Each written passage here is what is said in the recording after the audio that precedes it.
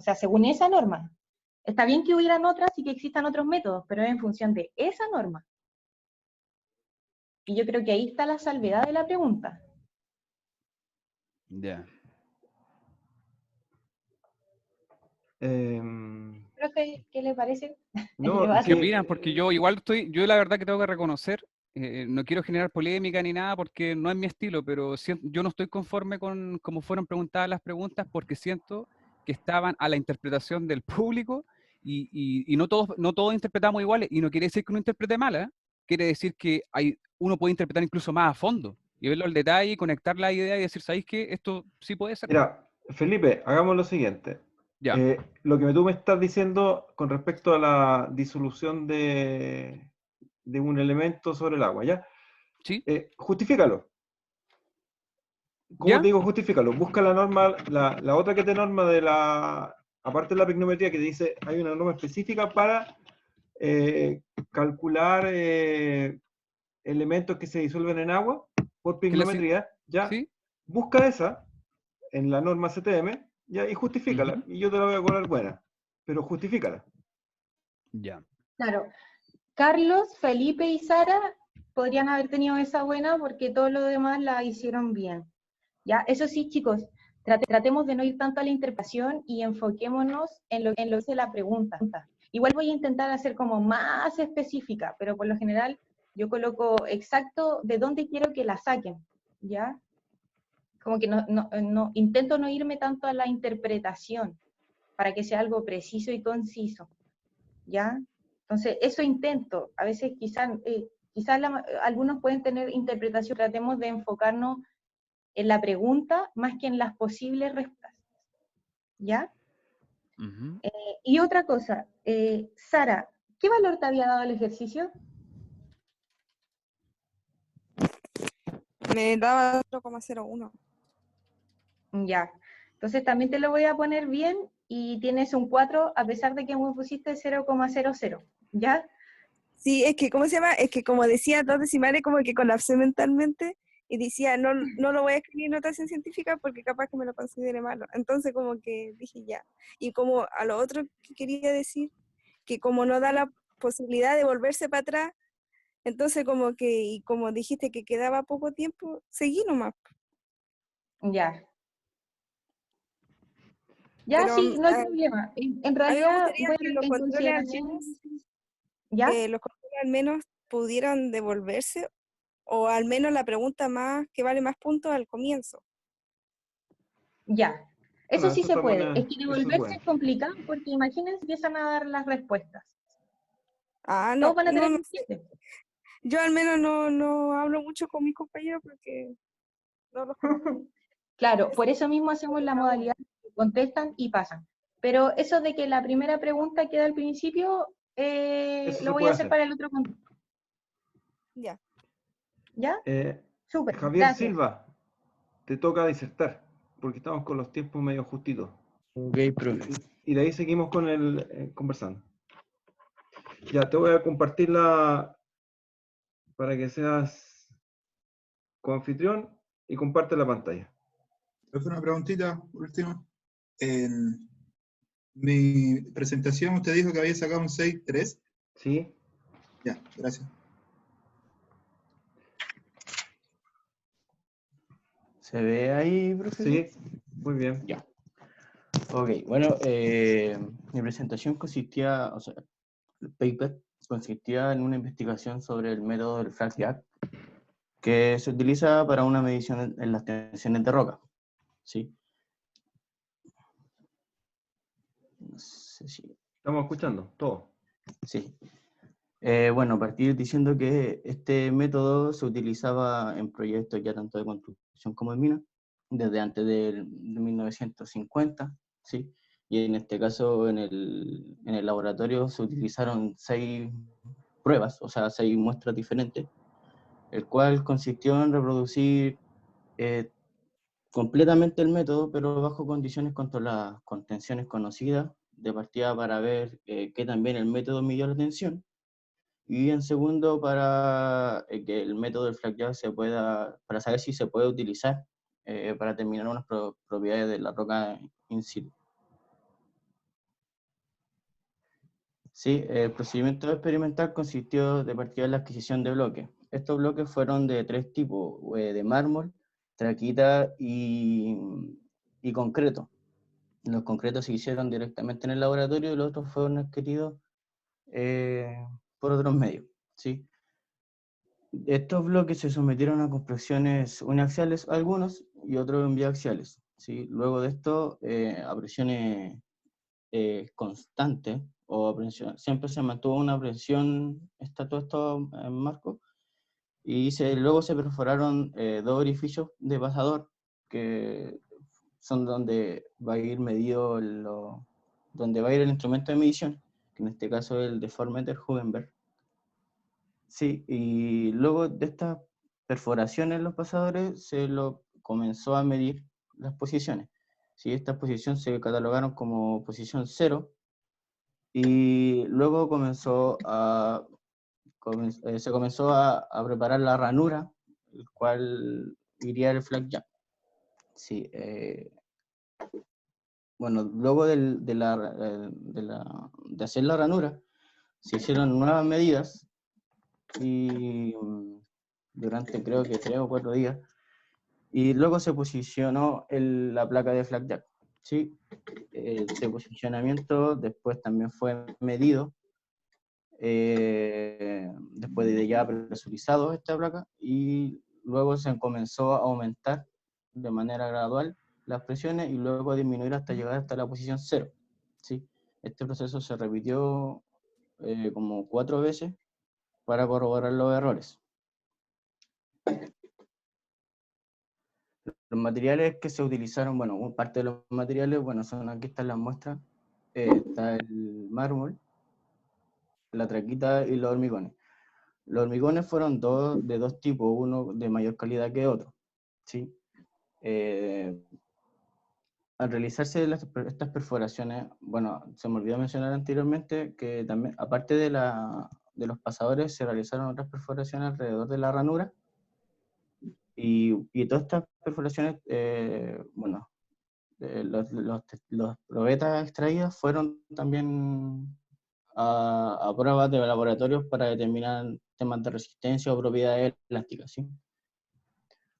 Todas estas muestras fueron rectificadas, ¿sí? Y aquí, bueno, podemos ver las placas de flakjack y el deformeter Hugenberg, que son el elemento de medición.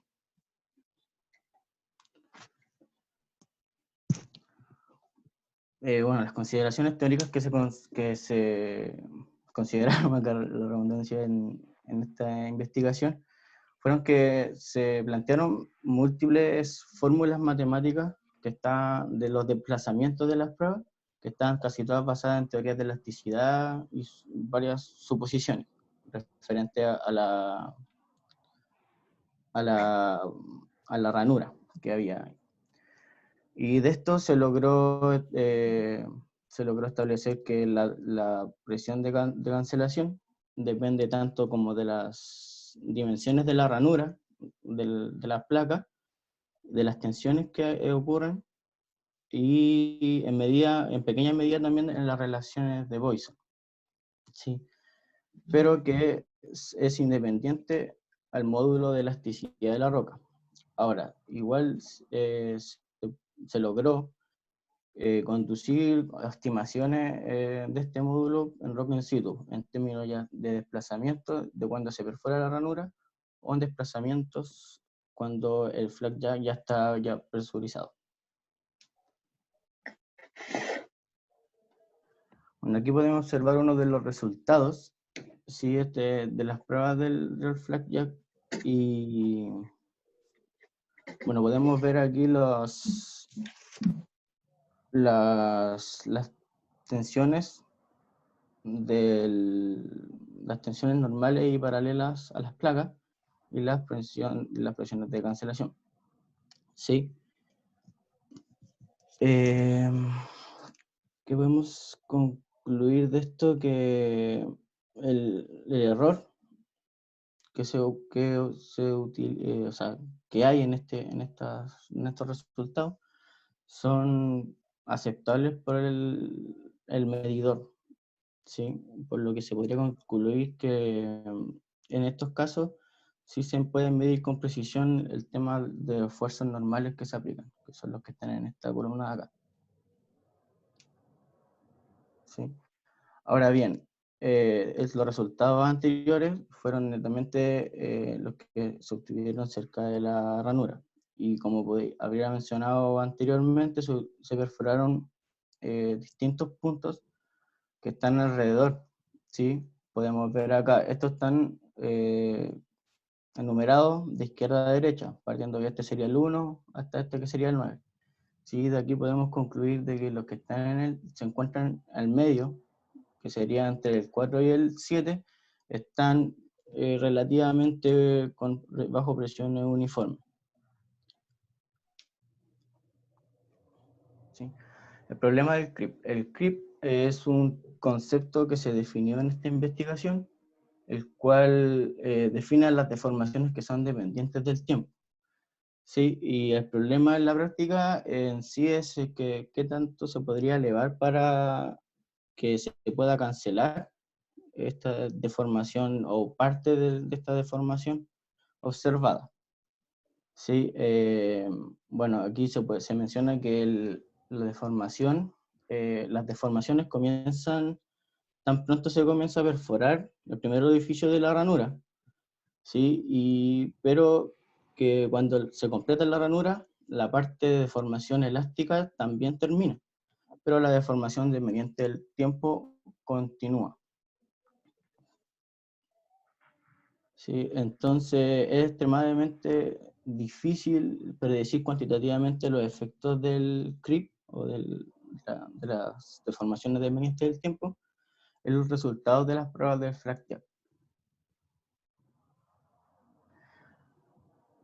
Sin embargo, igual se hicieron pruebas del comportamiento y se observó que en la traquita no existía un comportamiento, como un gran estudio, no se llegó a nada, pero sí se observó que una de las piezas de concreto, que es la que está aquí en este gráfico con un cuadrado, sin pintar, tuvo un comportamiento muy similar a uno de las placas, o sea, de las muestras de mármol, que son los puntos, los círculos negros que están ahí.